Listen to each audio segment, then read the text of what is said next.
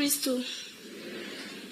Kwa majina naitwa Happiness Isaac, nasoma darasa la 7 shule ya msingi Igunga, wilaya ya Igunga, mkoani Tabora. Mimi ni mwakilishi wa wanafunzi wa club za usalama wetu kwanza zinazosimamiwa na polisi Igunga.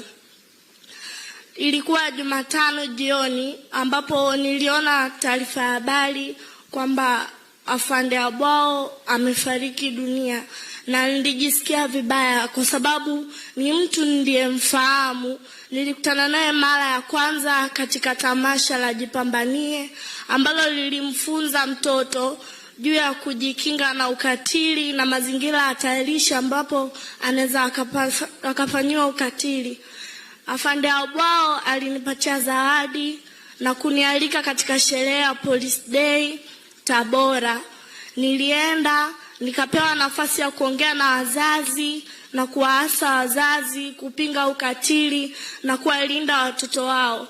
Afande Abwao akanipatia zawadi ya cheti niaba ya mkuu wa polisi Tanzania Afande Wambura, na alinialika ofisini kwake. Hakuishia hapo, alinitia moyo na kunisii niendelee ninachokifanya, maana ni kizuri kuwafundisha wenzangu juu ya kujikinga na ukatili ili waweze kufikia malengo yao na ndoto zao katika maisha.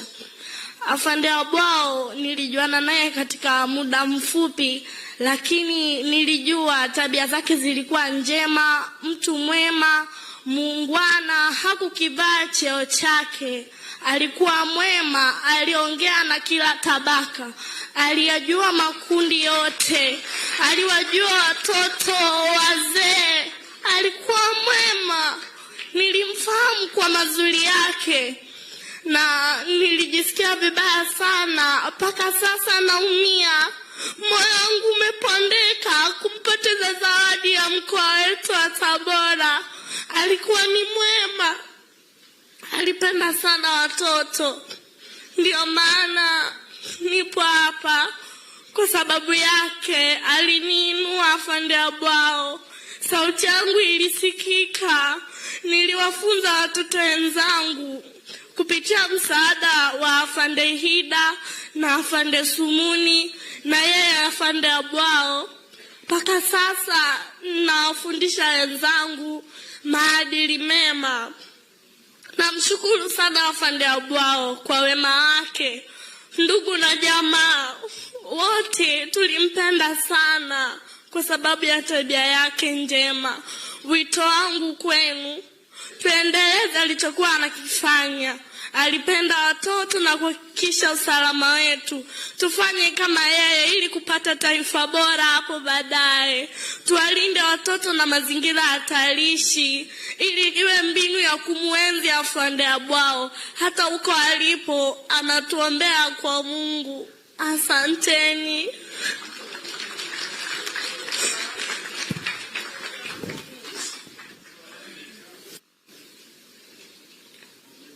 Asante sana Happiness Isaac kutoka Igunga. Jamani, huyu mtoto aliposikia ndugu yetu Abwao anakuja kuzikwa Shirati, alimfuata Superintendent Eda akamwambia, usijaribu kuondoka ukaniacha bila kwenda kumzika baba yangu. Sasa ni yale maneno aliyozungumza padri, je, ukifa sijui watoto watatokea nao wazungumze hivi? Basi tuendelee kufanya kama viongozi wetu wa dini walivyosema, walau tupate hata wakutulilia. Asante sana. Tunakushukuru sana Happiness, umetupa ushuhuda mzuri na Mwenyezi Mungu aendelee kukubariki. Unaonekana ukiendelea kujiamini hivyo na kujifunza, taifa litapata mama wa baadaye wa kuendelea kuliinua taifa letu liendelee kuwa la amani na usalama wa kutosha. Asante sana.